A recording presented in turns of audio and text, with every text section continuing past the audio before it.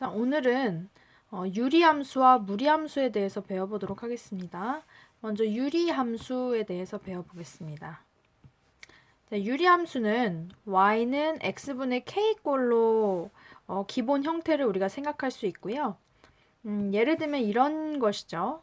y는 x분의 1 또는 y는 x분의 마이너스 3 이런 형태요. 그래서 분모에 x에 관한 식이 들어있는 이런 형태를 우리가 유리함수라고 할 수 있고요.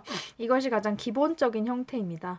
그래서 이 유리함수의 기본 형태 그래프는 분자에 해당하는 요 k 값이 0보다 크냐 작냐에 따라 그래프 형태가 다르게 나타나는데요. 한번 살펴보도록 하겠습니다.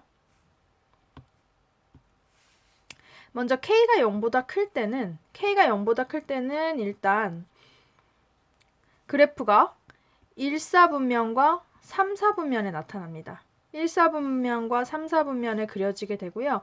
그래프 형태를 보면 x값이 한없이 커질수록 y값은 0에 가까워집니다. 점점 줄어들게 되는 거죠. 점점 줄어들지만 x축에 닿지는 않습니다.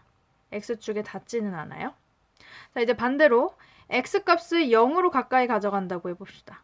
x값 0으로 가까이 가면 반대로 y값은 무한히 커지거나 한없이 작아집니다. 그러나 또 y축에 닿지는 않습니다. y축에 닿지는 않아요. 그래서 이런 형태의 그래프가 나타나게 되고요. 그리고 또 한 가지 특징은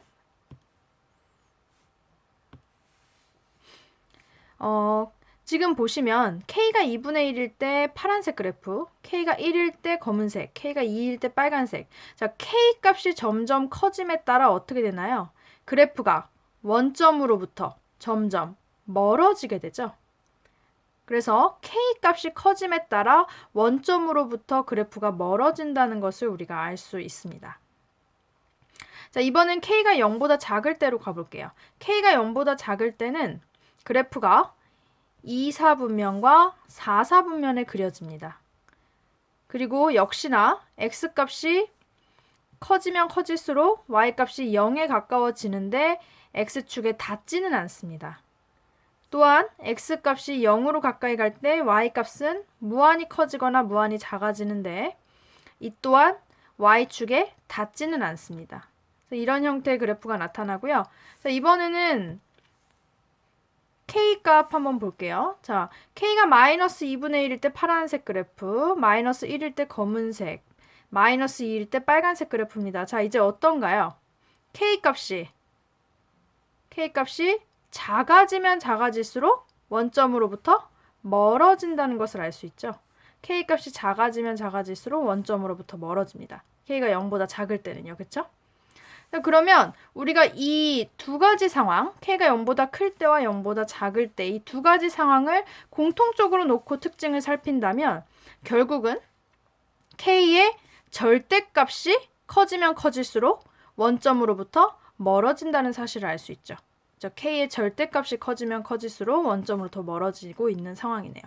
네, 이러한 그래프의 특징을 우리가 살펴봤고요.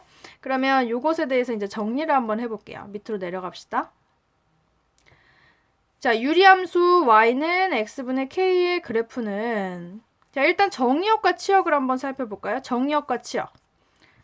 자, 정의역은 어떻게 나타나나요? 자, 두 그림 보세요.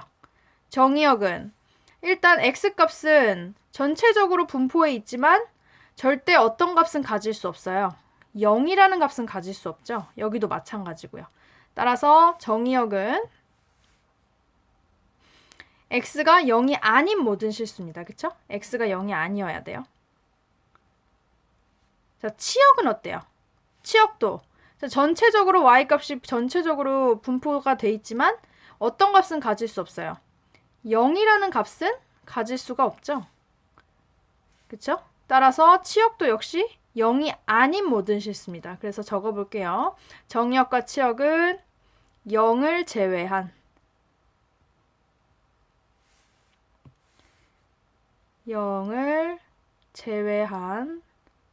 모든 실수가 되겠죠. 0을 제외한 모든 실수.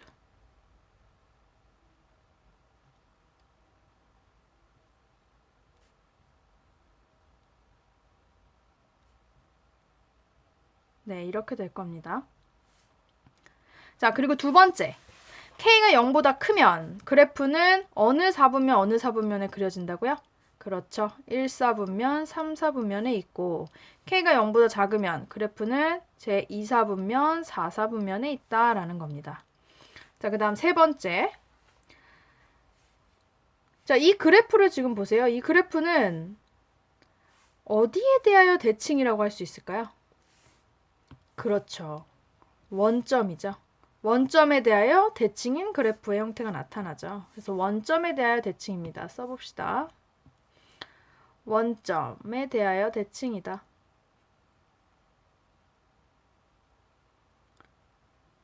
원점에 대하여 대칭이고 원점이라는 건 결국 0,0을 의미하는 거죠. 네. 자, 그리고 네 번째.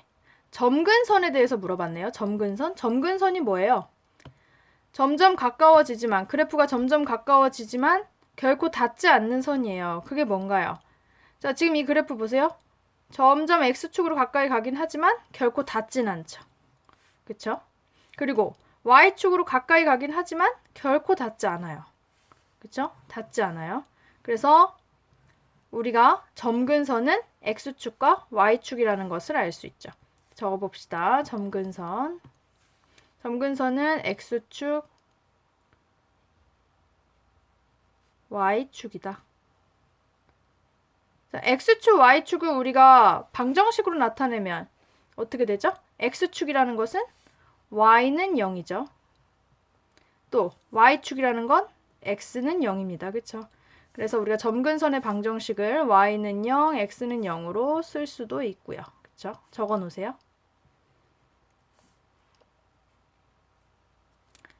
네, 이제 다음으로 넘어가도록 하겠습니다. 자, 이번에는 유리함수를 평행이동시켜 보려고 해요. 유리함수를 평행이동시킬 건데 유리함수를 평행이동한 그래프 형태는 이렇게 나타나요. 자, 예를 들면 y는 x분의 1의 그래프라고 합시다. 자, 이것을 x축 방향으로 3만큼 이동하겠다 라고 하면 그러면 식은 이렇게 변해요. x 대신에 요 x 자리에 x 대신에 x-3을 넣으시는 거예요. 그냥 플러스 3을 넣는 게 아니라 앞에 부호를 마이너스로 해서 넣어줍니다. 마이너스를 붙여서 넣어주시는 거예요. 그러면 식이 어떻게 바뀌겠어요? y는 x-3분의 1 이렇게 되겠죠. 이게 바로 y는 x분의 1을 x축 방향으로 3만큼 평행 이동한 그래프가 되는 겁니다. 자, 또 자, 이번에는 y는 x분의 1을 y축 방향으로 1만큼 이동을 한번 시켜봅시다. 그러면 그래프는 식이 다음과 같이 변합니다. 이번에는 y 대신에 y-1을 넣어주시는 거예요. 이렇게 바꿔주시는 거예요. 그래서 y-1은 x분의 1 이렇게 되는 거죠. 이게 바로 y축 방향으로 1만큼 평행 이동한 식이에요. 1만큼 평행 이동했을 때는 앞에 마이너스를 붙여서 마이너스 1을 넣어주는 거거든요. 그런데 이 마이너스 1을 실제로 우리가 이 뒤로 넘겨주게 되면 이항시키게 되면 결국 y는 x분의 1 플러스 1이 되죠.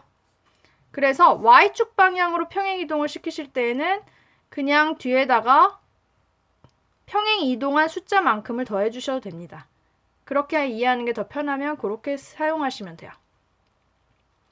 아시겠죠? 네, 그러면 정리를 해볼게요. 자, 유리함수 y는 x-p분의 k 플러스 q의 그래프는 기존에 y는 x분의 k라는 이 그래프, 기본 형태죠. 이 그래프를 x축 방향으로 얼마만큼 이동한 것일까요?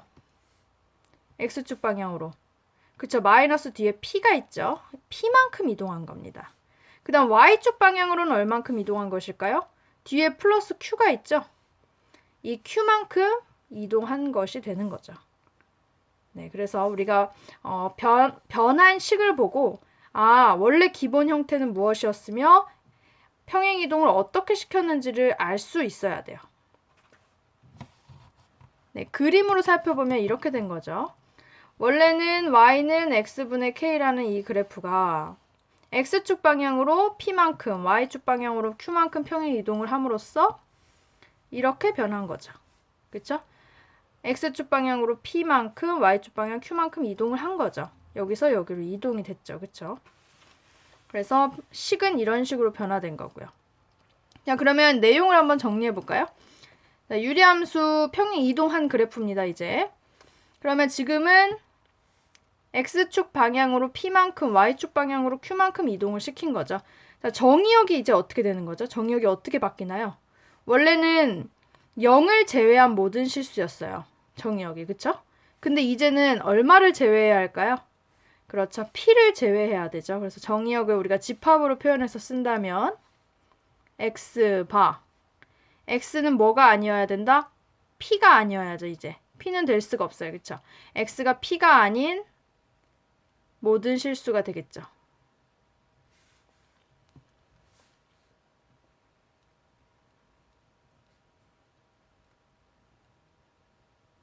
p가 아닌 실수가 되겠죠.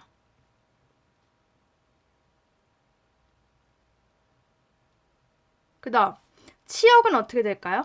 치역은 이제 q가 아니어야겠죠. 그래서 y바 y는 q가 아닌 실수가 되겠죠. 그렇죠? 모든 실수. 네, 이렇게 될 겁니다. 자, 점근선은 어떻게 될까요? 그래프가 점점 가까이 가지만 결코 닿지 않는 선이 뭐예요? 그쵸. y는 q, 또 x는 p가 되겠죠. 이 두 개의 선이 점근선이 되는 겁니다. 그래서 x는 p, 그리고 y는 q가 되는 거죠. 이게 점근선이 되는 거죠. 네, 정리되셨죠? 자, 그러면 아래에 문제가 있는데 이 아래 문제는 수업 시간에 한번 풀어보도록 하세요. 네. 여기까지 하도록 하겠습니다. 수고하셨습니다.